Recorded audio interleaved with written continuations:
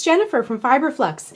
In this video, I'm going to show you how to crochet this beautiful bonfire wrap. This is easy to stitch up, it's beautiful, cozy colors, and it's a wonderful kind of oversized wrap for the chilly days ahead. This is also a great scrap yarn project. What I did, and we'll talk about the yarn in a little bit, was I gathered a bunch of yarn of similar weight that I love the colors together, and we're going to be making with this a corner to corner rectangle. So we're going to start in this video at the bottom corner, and we're going to work our way outward and upward to create some width. So it is going to be very customizable. I'm going to talk to you about that as we move along, but we're going to create the width first. And then we're going to work upward to establish the height, the sides of our piece. And then finally, we're going to bring it all the way up to the top, and I'm going to show you how to bring it back in the top part. And I'm going to show you how to switch yarn. And like I said, this is a wonderful scrap yarn project where you can kind of go in your stash and look around and find maybe some yarn that you've been saving or yarn that you would like to use up. This is nice and oversized and super, super cozy. The finished piece is about 22 inches wide and the height is about 62 inches tall. So like I said before, it's a generous, large, kind of like a wearable mini blanket, and it's designed to keep you nice and cozy. Now, again, we're going to learn how to establish width and height, and so if you want it to be narrower, if you want to make it into a scarf or even a blanket, we're going to learn how to change the dimensions of it as well if you would like to do that. So let's get started. For this project, you'll need a pair of scissors, a tapestry needle, a tape measure is super helpful to get the size that you want. We're going to be using a 6.5 millimeter K crochet hook. And then let's talk about this yarn. This is truly a scrap project. I grabbed a whole bunch of yarn. There is a ton of yarn sitting here. I grabbed a whole bunch of yarn that I had that I loved all these colors together. I wanted to kind of do some shades of blue and some neutrals. So I have this like lovely brown kind of tweed looking yarn. I have some taupe yarn, some light blue, and some navy blue. Now, all of this yarn here is the same type of yarn. This is Vitalana Ambient Worsted from Knit Crate. This colorway is called Venezia. This colorway is called Michelangelo. This color here is called Titan. And so they're named after, they have like art names. And then this yarn here is Aldine Wool's Calm. And this is actually a DK weight yarn. It's a little bit different than these, but I felt like it would really complement these colors, and the yarn weight is pretty similar, so I think it will be just fine. Now, if you notice, I'm using this K hook, which is a fairly larger hook, and that's because there's a lot of yarn. We're making a large kind of blanket shawl, but I did want it to have a little bit of drape because it is something that you'll be wearing. So that's why I chose the K hook for this. If you're using scrap yarn, you can kind of experiment with some yarn weights, and if you need to use a different hook or different yarn, that's fine too. So I have here a 1,062 yards. So that's like about as much as you would need for like a throw blanket. So this is going to be a nice large shawl. And specifically these four here are each 100 yards. And then these two are each 230 yards. So 1,062 yards is what I'm going to use for this. Now, if you need to substitute yarn, look for worsted weight, like these are worsted weight. Look for a worsted weight yarn that is about 1,062 yards. Okay, I was being really specific on the yardage in case you needed to substitute. And again, this is DK, but I think it's going to complement well and be incorporated into our wrap very nicely. Okay, so let's get started. As a side note, this color here, I forgot to mention, is called Mousse. So I have my yarn and my hook and I'm ready to go. I grabbed the first color, this light blue, and if you notice, they used to be wound into skeins and I have wound them into cakes. And that makes a nice center pull cake of yarn. You can also wind your yarn into a ball if you like, if you're doing the skeins. So to begin, what we're going to do is put a slip knot on our hook. Oh, and I forgot to mention, whenever I'm using lots of different colors like this, I grabbed this as my first color, but I like to line up the colors and just see what order of stripes. Sometimes I rearrange them a little bit until I get what I like. So I already kind of mapped out what colors I'm doing in the order, and I'm going to start with this blue. So let me zoom way in. We're going to begin by putting a slip knot on our hook. Leave yourself a little tail. Wrap the yarn around your fingers to make a loop. Bring the yarn behind the loop. Reach in with your hook, bring up the loop, and tighten.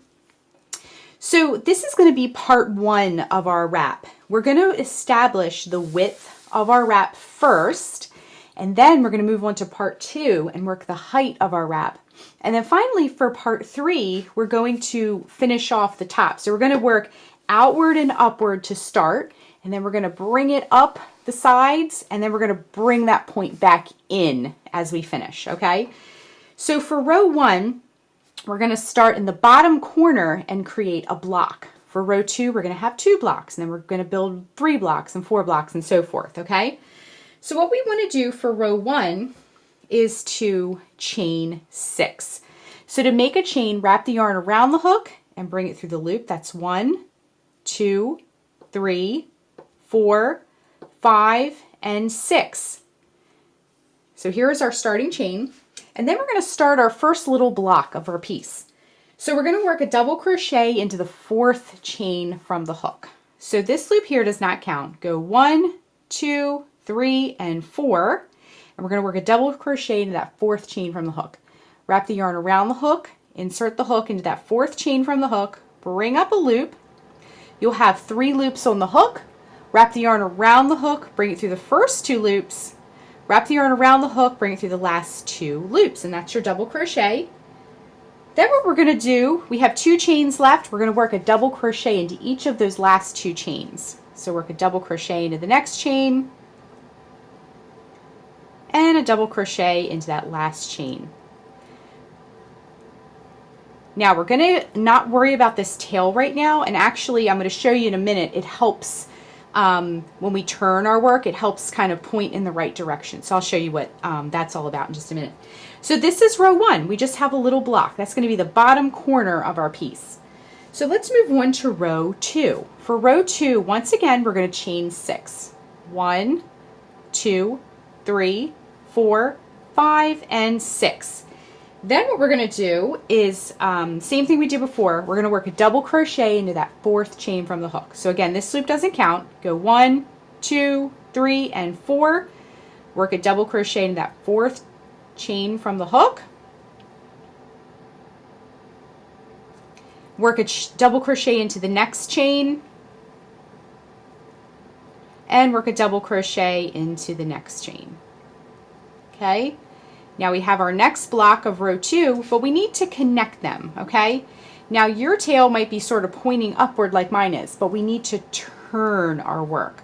So this is where the tail helps. You're going to turn your block so that tail is pointing towards you. See how it's pointing towards us right now? And then what we're going to do is join the 2 blocks together by working a slip stitch in this turning chain space. So we did our little chain here. In between that and that first stitch we did, it created a space, a turning chain space. So work a slip stitch into that turning chain space. So insert the hook into that space, bring up a loop. Now bring that loop through the loop that's already on your hook.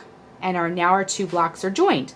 But for row 2, we need to make another block. So row 1 will have 1 block, row 2 will have 2 blocks, row 3 will have 3 blocks, and so forth.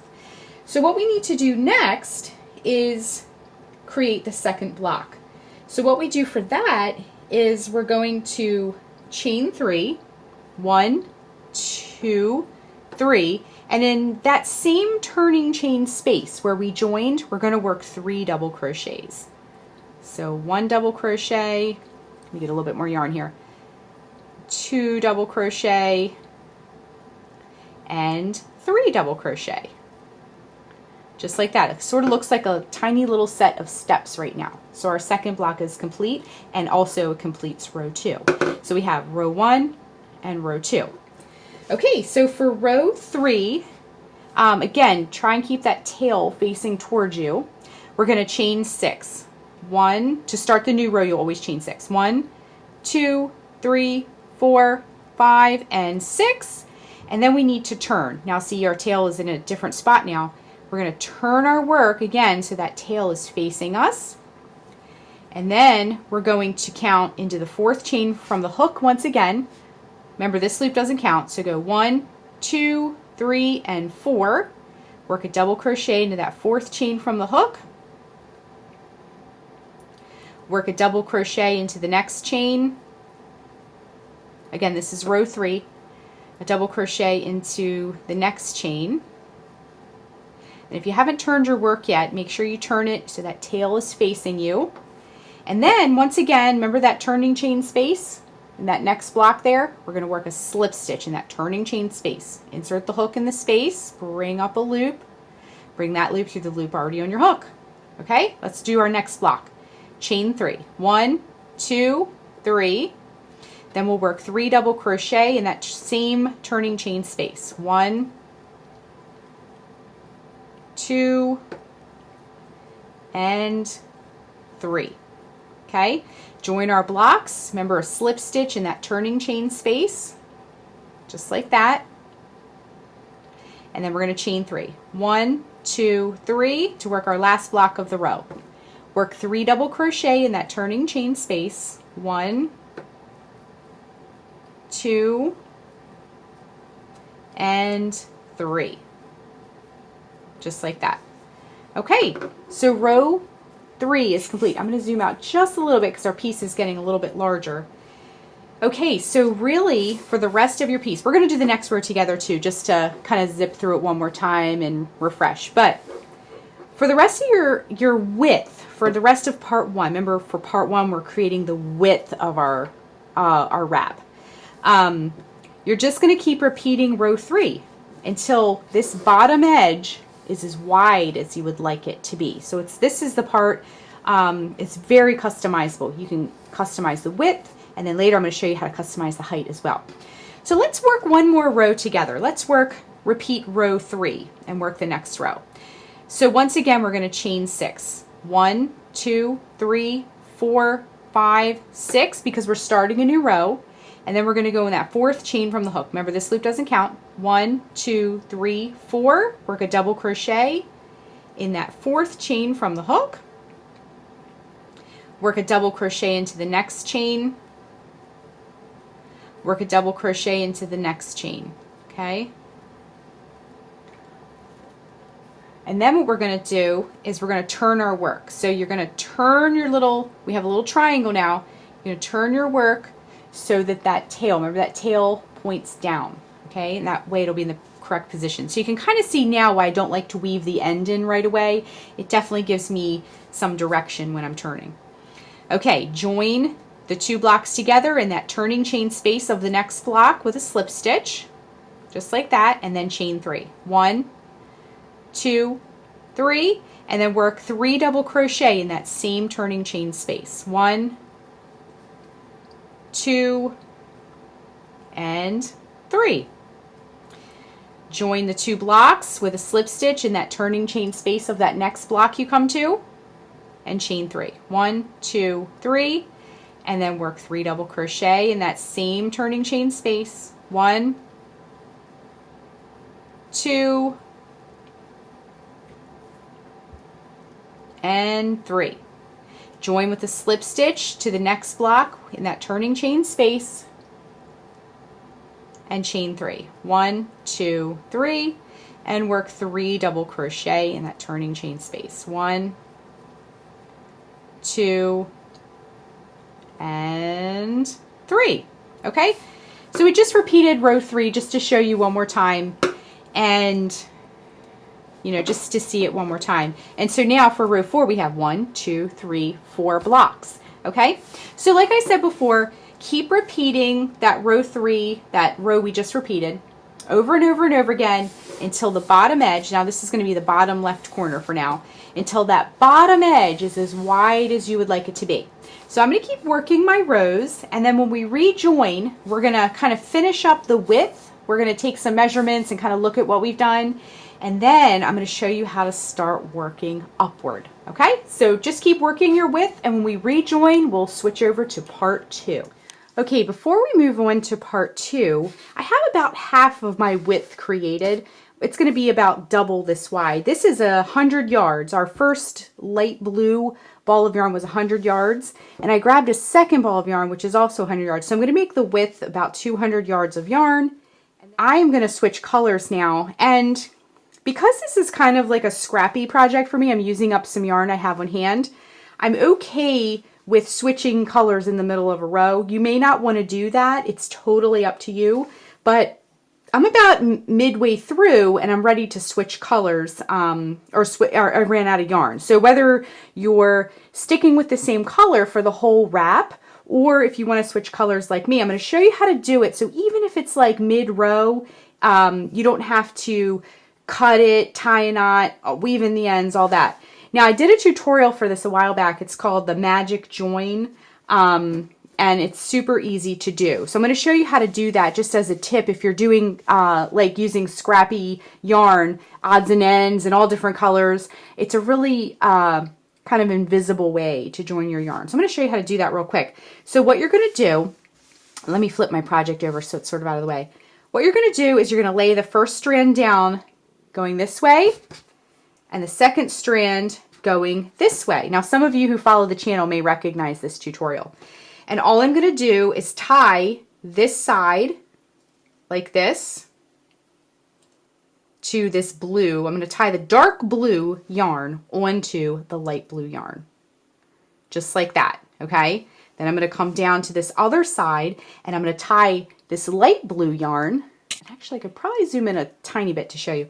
I'm going to tie this light blue yarn onto the dark blue yarn on this side, okay?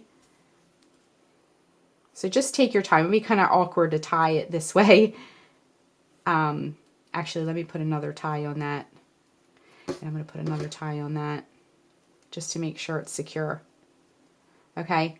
Then what we're going to do is you're going to take the ends. So we've tied it on here, tied it on here. Then you're going to take the ends and you're going to pull them just like this, okay? And then if you need to straighten out your knots, get everything neat looking. But we pulled it together so the knots came together.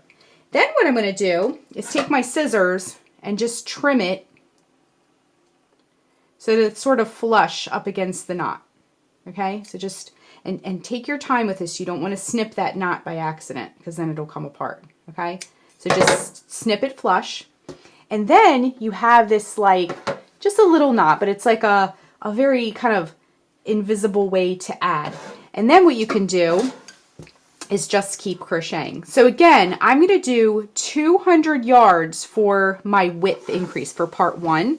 I used this ball of yarn, and then I'm doing this second ball of yarn. So my wrap, because it's like a blanket wrap, like almost like a wearable blanket, but it's still a wrap, it's going to be nice and wide. We're making this kind of oversized, okay? It's made to be wrapped around you for warmth. So we are going to make this nice and wide. Now this is actually, this width, if I was doing more of like a shawl for like everyday wear, like a lighter weight shawl or something lacy, this width would probably be just fine. And you can make it this width if you want to, but I really want mine to be nice and big and oversized. And I have a ton of scrap yarn that I can use for this project. So I'm really going to go all out and make it like totally wide and long and big and bulky and warm. So keep going with that until yours is as wide as you would like it to be. And when you're switching colors in yarn, you can try this technique too. So you can just keep on crocheting.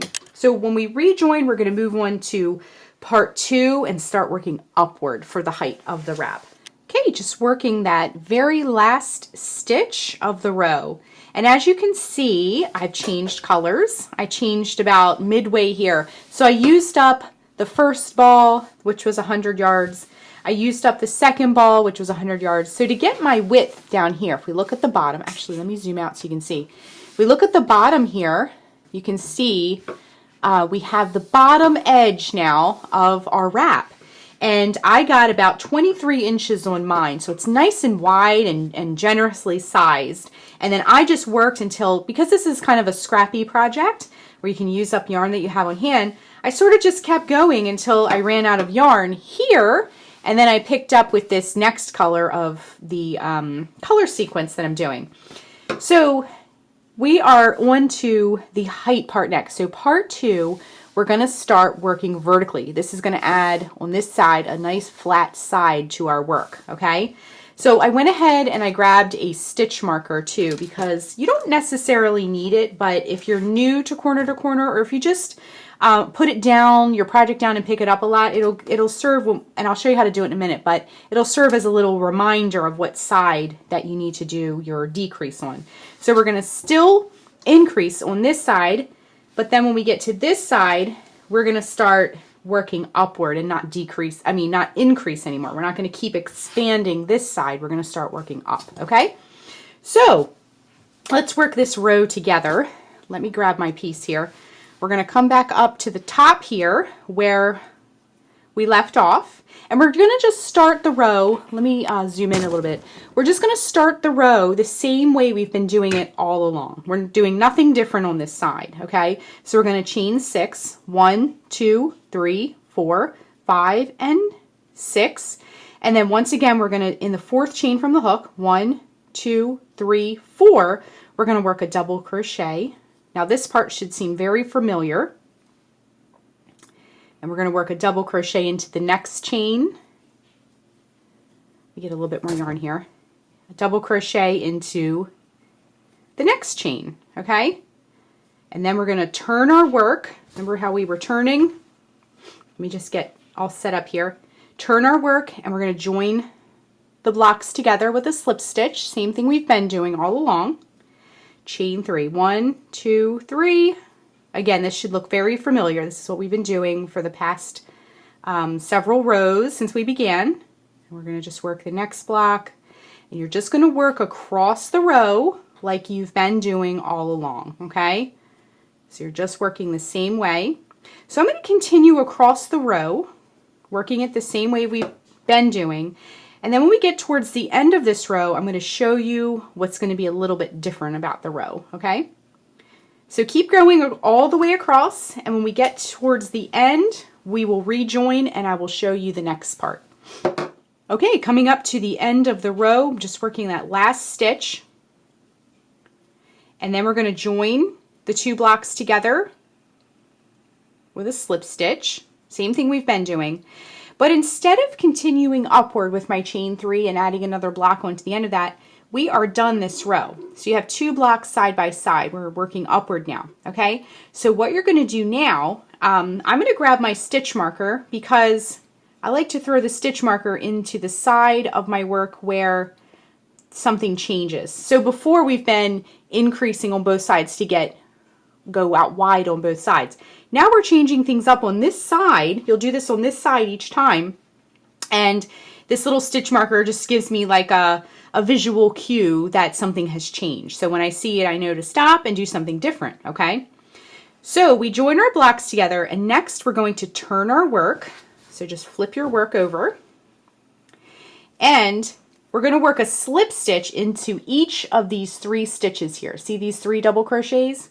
Work a slip stitch into each of the next 3 stitches. So work a slip stitch into the first one, slip stitch into the next stitch, and a slip stitch into the next stitch.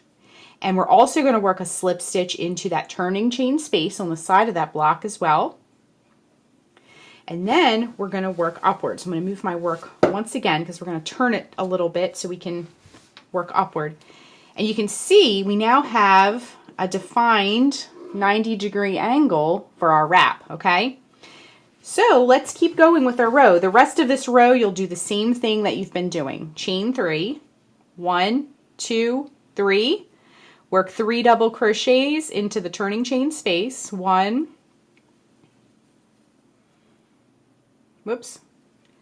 2, and 3. Join with a slip stitch, those 2 blocks together, and chain 3. 1, 2, 3. And 3 double crochet. 1, 2, and 3. Okay? So you'll just keep repeating the row that we just did. I just showed you how to get started on the next row, but let me zoom out so you can see it. You're just going to keep going with your rows across. And when you get to your stitch marker, actually, we could probably put the stitch marker here. That would probably be a better location to show the side. That's actually the side. This, I put it on the bottom for some reason. But when you get to your stitch marker side, you'll know to do the decrease. Slip stitch up the side and go on. When you get to the side without the stitch marker, you'll know to do the increase, the chain 6 at the beginning of the row and work back down, okay? So we're gonna decrease on this side and increase on this side. So keep repeating that last row we did over and over and over again until your piece now, so we have our width established down here, and then you're gonna keep working. We're starting to work upward now, okay? So you're gonna start working upward until your piece on this highest peak over here is as tall as you would like it to be, okay? So if you're doing a little yarn planning like I am, I used about 200 yards for my increase, okay? So you'll want to reserve the same amount of yarn for part 3. When we rejoin, we're going to close up that side the same way we did here, but it'll mirror it. So we'll go upward and over to close up, so give it a point on the other side. So reserve about the same amount of yarn, a little bit more if you can, just in case. But reserve, now mine's going to be 200 yards, but reserve about the same amount of yarn to do part 3, okay? So let's continue with part 2 now, establishing the height of our wrap and get it as long as you would like it to be. I'll give you some measurements when we return. And then reserve the same amount of yarn that you used for your part 1 as we move on to part 3, okay? So keep going with part 2 and we'll rejoin and I'll show you how to move on to the next part. Okay, I'm just coming up to the end of the row and I don't have quite enough yarn to begin a new row. So we're going to start part 3 next. So I'm just working that last block. And then what we're going to do here is join. And then we're going to start a new row. Now for part 3, let me just show you, let me back up a little bit. I'm going to show you what I've done. Now we have a flat top, just as a side note. But what we've done is we've worked upward for part 2, where we increased on one side, decreased on the other, so we had a flat side and a side that kept growing. So now we have a bottom edge to our wrap. I still have the little stitch marker down here. And I worked upward, changing colors. So you can see all these beautiful colors coming together. They're very kind of soothing looking. I just love them. And then we worked upward, upward, upward to the top. And then I just joined the last 2 blocks together so that we're going to start to get a flat edge. So what's going to happen now for part 3 is we're going to decrease on both sides now. So I'm going to slip stitch over. Remember how when we did it on the one side, we joined the blocks together and then we slip stitched over and kept going. We're going to do that on both sides now, not just one side, so that our top here where it angles up, it's going to start coming over, and then down here where it slopes down, it's going to start coming upward, and eventually it's going to come into a point to close off that rectangle, okay? So let's work through this row together for part 3.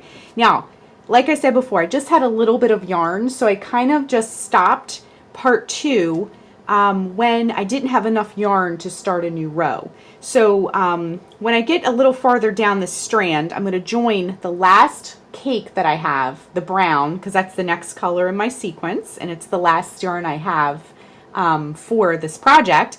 And we're going to join our yarn on and then keep going, okay? So what we want to do, we just hooked our blocks together. What we're going to do, just like we did before, is turn our project. So let me just flip it around, and I'm going to zoom back in so you can see my stitches. And then we're going to do the same thing we did before. We're going to slip stitch into that first stitch along that side edge, slip stitch into the next stitch, slip stitch into the next stitch, and then we're going to slip stitch into that turning chain space. So this part should seem pretty familiar. And then we're going to keep going, okay? So chain 3, 1, 2, 3, and then just work the row across like you've been doing. So let's do a few together. 3 double crochet in that turning chain space, 1, 2, and 3. And then you're going to join the blocks together with a slip stitch, just like that, and chain 3. And then just work all the way across, okay, with your 3 double crochet and so forth, okay? So work all the way across. Before we depart, what I'll do too is, I showed you this earlier, but let's do it again together in case you were wanting to see it again or want a little refresher. Okay, so I have my last yarn cake, and as a side note, when I wind yarn into yarn cakes, I like to tuck the label in there so I don't forget the color and the name and all that. Just as a little side note. Okay, so remember how we joined our yarn? Because this is a scrappy piece, you could fasten on your yarn at the end of a row or things like that. But because I kind of wanted to like use up as much yarn as possible, I am going to do this type of knot and just keep going. So it's just one continuous strand, okay? So like we did before, lay your yarn, one going this way, whoops, one going this way, and then just tie the first one around the second one, and then come down here and tie the second one around the first one, okay? So you're just making 2 knots at either end, one using one of the yarn, one using the other color, and then grab the 2 sides and pull just like that. Grab a pair of scissors and give it a tiny little snip. Be very careful not to snip the knot that you just made.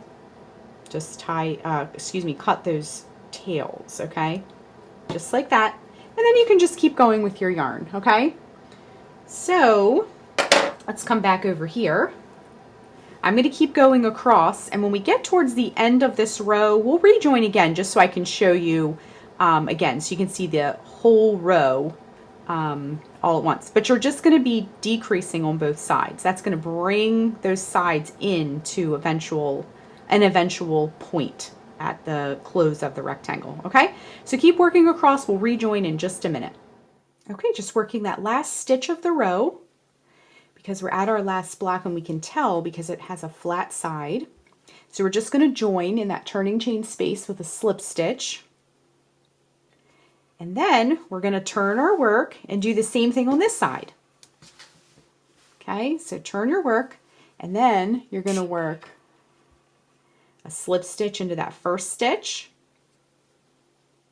slip stitch into the next stitch, slip stitch into the last stitch, slip stitch into the turning chain space, and then we can keep going. Chain 3, 1, 2, 3, and 3 double crochet in that turning chain space, and just do that again all the way across, working your rows same way we did before, okay? But the only difference for this last part was that we did a decrease on the one side and a decrease on the other side. So we're going to start working our way in. Now let's zoom out a little bit, because I want to show you just what we're starting to develop here. So we have now a top flat edge that we're creating over here, and then over here we're continuing with that flat edge on this side, okay? So as we come in, we're going to start coming in, coming in, coming in, okay? So keep working your rows. If you need to back up the video and rewatch parts of it, that's totally fine. But keep repeating the row I just showed you until you're almost at that top point, and then we'll rejoin and we'll work that last little top block together, okay? So keep going and we'll rejoin in just a moment. Okay, I just worked that second to last row, and now we're coming up to the end. We just have one more block to do. So I'm going to do my chain 3, 1, 2, 3, and then work 3 double crochet in that turning chain space. Same thing we've been doing. So 1, 2, and 3, and then I'm going to join it to that next block with a slip stitch in the turning chain space. And our piece is complete. So we now have a completed rectangle. So the next thing we need to do is just grab our scissors, cut the yarn, And we're just going to fasten off. And then I just want to show you what we've done. Now that last square, sometimes you might need to like shape it up a little bit just to make it a more of a 90-degree angle. But we have, now let me just zoom out so you can see better here, but we finished up the top part of our rectangle.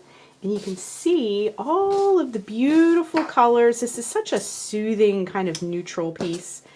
And so all we need to do now is just weave in the ends. Now if you were using a stitch marker too, you'll want to take that out. I put mine in way early in the project. And then grab your tapestry needle. I'm just going to show you one of these. And thread your tapestry needle. Now if you're doing stripes like I did, or you used a variegated yarn or a self-striping yarn, you'll want to, when you weave your ends in, you'll want to stay in the same color section, okay? So I'm going to stay in this light blue. I mean, obviously it's kind of far away in my case, but you don't want to travel into other colors because that tail will show through.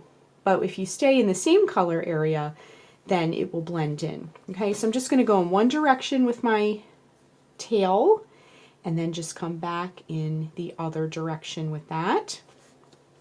I like to come back in the other direction to lock it into place a little bit better.